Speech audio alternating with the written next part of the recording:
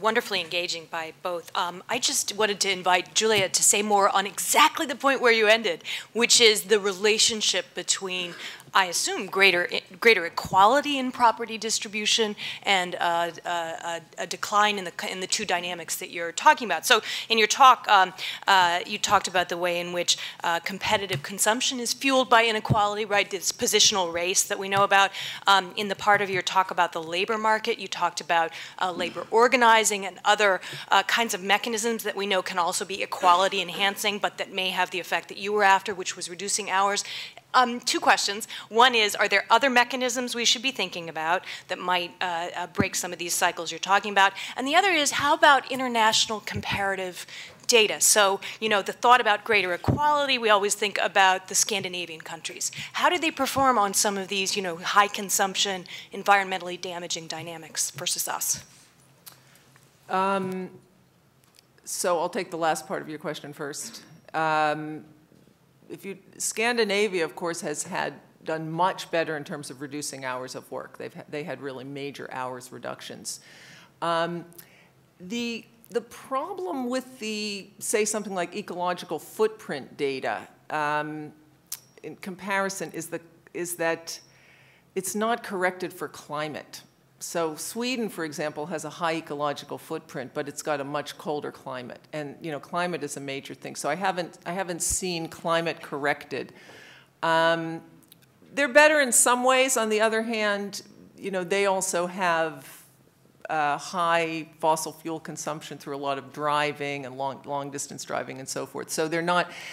You know, the Scandinavia is a very big land mass, very few people. You know, so it's a little bit hard to compare exactly on that front.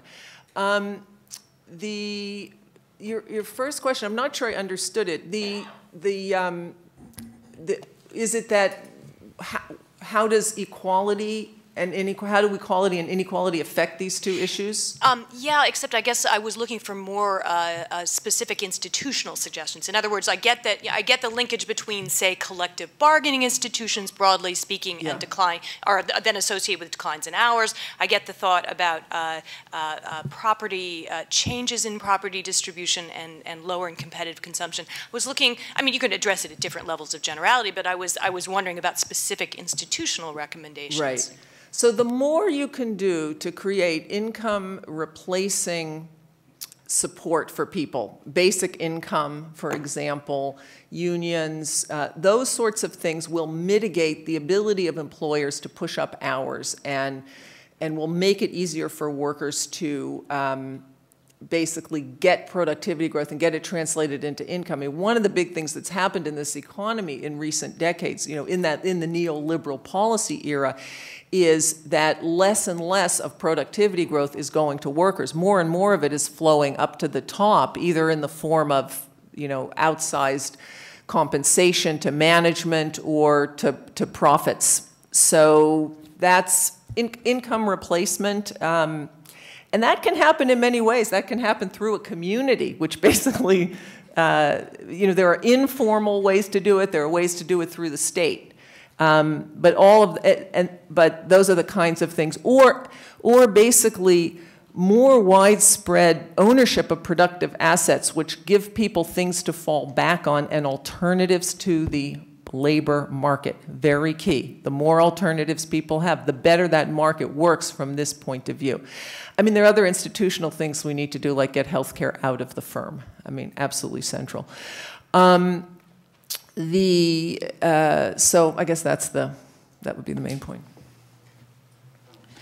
Yes, I was wondering whether or not what you think the role of asymmetries in access to communication and communication vehicles, because it strikes me, and I have argued that one of the things that we need to do, and this harks back to Professor Dassan's presentation, is the control of the stimulation of consumption in the area of like advertising and marketing. And the second thing, you know, in terms of environmental impact, is the way in which we have this fusion of interest groups into creating what appears to be sort of, I know the Center for the American New American Dream has been looking at some of these things, but these sort of front group climate change that put out what appears to be scientific information, but is maybe really more like the tobacco companies' propaganda, creating doubt where there wasn't one. Yeah, well, that's a pretty straightforward political problem that I think is being dealt with. I mean, it's the problem right now on that, I think, is less, it's more the cultural problem, which is that you've got this very kind of unfortunate cultural divide on climate change, where you've got the people who, you know, it's the Hummer drivers versus the Prius, pious, they call them the pious drivers. And it's become a moral warfare between the two groups, each one feeling their own self-righteousness. And so, I mean, that politicization of scientific trends is problem. I mean, and that's a problem where, although I agree on the ideology, you know, I agree with Steve's point about ideology and Greenspan about ideology. The politicization of climate change as an issue is an example, you know, on the other side, I think, where we need it shouldn't be about ideology. It should be about what's actually happening. And yeah, advertising has never played such a huge role in my story. It's more about competition among individuals for position and so forth. But advertising is a kind of it fuels it.